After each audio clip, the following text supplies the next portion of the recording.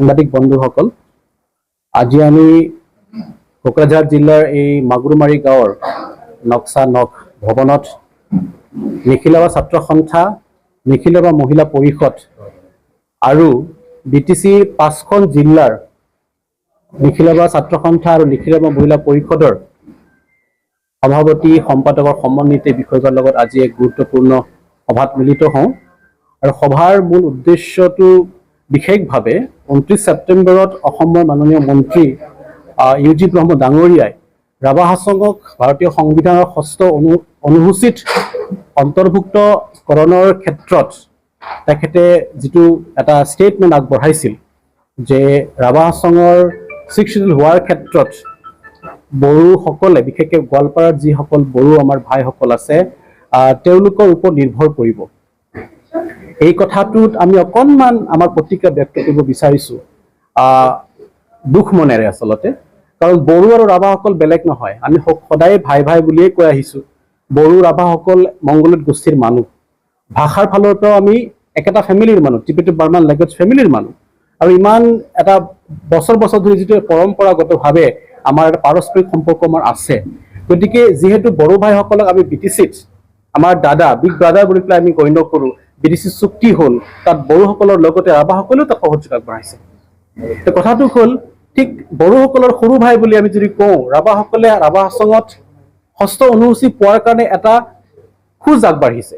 ইতিমধ্যে অসম চৰকাৰে ভাৰত চৰকাৰলৈ প্ৰস্তাৱ পঠাইছে যে ৰাভা হাছঙক মিচিং আৰু তিৱাৰ লগতে সাংবিধানিক মৰ্যাদা দিব লাগে।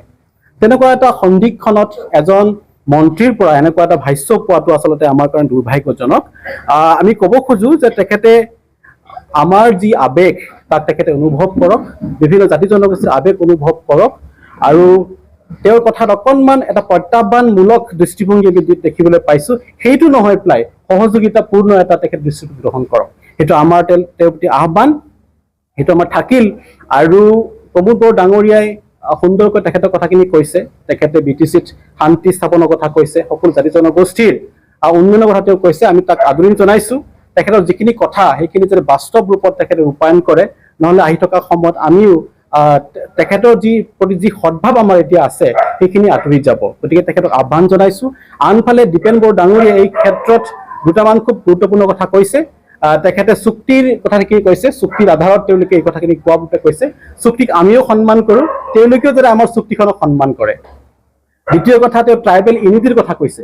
গতিকে আমি বিচাৰোঁ যে ভাই ভাইৰ মাজত তেনেকুৱা ধৰণৰ বিভ্ৰান্তিমূলক তেওঁলোকে ৰাখক, আৰু সেইখিনি কথা আগত ৰাখি পেলাই, সেই নীতিক আগত লৈ পেলাই যদি আগবাঢ়ি যাব পাৰোঁ, তেতিয়াহ'লে বড়োসকলৰ লগতে ৰাভাসকলৰো উন্নতি হ'ব। আৰু এটা কথা ইয়াত স্পষ্ট, BTRত যেনেকে কেৱল বড়োসকলৰ কাৰণে নহয়, বড়োসকল যিটো বিগ ব্ৰাদাৰ, ইয়াত ৰাভাৰ লগতে আন ট্ৰাইবেলছৰ লগতে সকলো ইণ্ডিজিনিয়াছ গ্ৰুপৰ কাৰণে BTRখন। এতিয়া BTRখনক সকলোৱে শান্তি চুক্তি হ'ল, BTRখন হয় নহয় জানো? শান্তি চুক্তি হ'ল, কোকৰাঝাৰক পিচ চিটি বুলি পেলাই কোৱা হৈছে। গতিকে তেনেকুৱা এটা বাতাবৰণ ইয়াত অব্যাহত থাকক, ভাল হওক। ঠিক একেধৰণে BTCত যি ধৰণে আমি ৰাভাসকলে গণ্য কৰোঁ যে এইখন সকলোৰে এখন কাউন্সিল, ঠিক তেনেকৈ ৰাভা হাছঙতো তেওঁলোকে এইটো গণ্য কৰক যে সেইখন কেৱল ৰাভাৰ নহয়, ট্ৰাইবেলৰ কাউন্সিল, বাকী খিলঞ্জীয়া মানুহৰ কাউন্সিল তেনেকৈ গণ্য কৰক, সেইটো আশা কৰিছোঁ।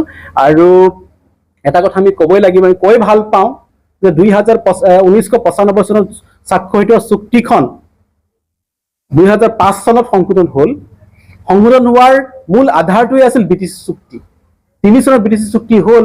তাত উল্লেখ হ'ল যে BTCৰ বাহিৰত থকা বড়োসকলৰ কাৰণে, বড়োৰ লগতে আন ট্ৰাইবেলসকলক, ৰাভা, মিচিং, তিৱা, তেতিয়া লালুং আছিলে, সেই কাউন্সিলসমূহত অন্তৰ্ভুক্ত কৰা হওক।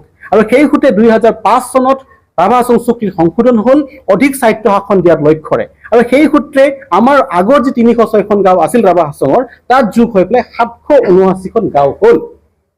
ঠিক তেনেকৈ আজি যিখন চুক্তি আহিছে, BTR চুক্তি 2020 চনত, তাত আকৌ বড়োসকলৰ কাৰণে সুকীয়াকৈ স্বায়ত্ব বড়ো কছাৰী কল্যাণ পৰিষদ গঠনৰ কাৰণে তাত এটা কথা উল্লেখ হ'ল। আৰু সেই সূত্ৰে বড়ো কছাৰী ৱেলফেয়াৰ কাউন্সিলখন গঠন হৈছে, তাক আমি সন্মান কৰোঁ। কিন্তু একেটা সময়তে সকলো জাতীয় নেতৃত্বই, চৰকাৰে ৰাভা হাছঙৰ যি আৱেগ, যি অনুভূতি, যি ধৰণে ৰাভাসকলৰ অগ্ৰজসকলে, নমস্য ব্যক্তিসকলে সপোন দেখিছিল যে ৰাভাসকলৰ উন্নতিৰ কাৰণে, ৰাভা হাছং অঞ্চলটোক এটা সুন্দৰ এটা অঞ্চলত ৰূপান্তৰ কৰাৰ কাৰণে, সেইখিনি যাতে আমাৰ সন্মানীয় বড়ো নেতৃত্বসকলে যাতে শ্ৰদ্ধা তাক শ্ৰদ্ধাপূৰ্বক দৃষ্টিৰে চাই সেইটো আমি আশা কৰিছোঁ। গতিকে আমি শান্তি বিচাৰোঁ, উন্নতি বিচাৰোঁ, সম্প্ৰীতিৰ মাজেৰে, বিভ্ৰান্তমূলক বা ভাঙোন্মুখী চিন্তাৰে নহয়। গতিকে আমি এই আহ্বান ৰাখিছোঁ।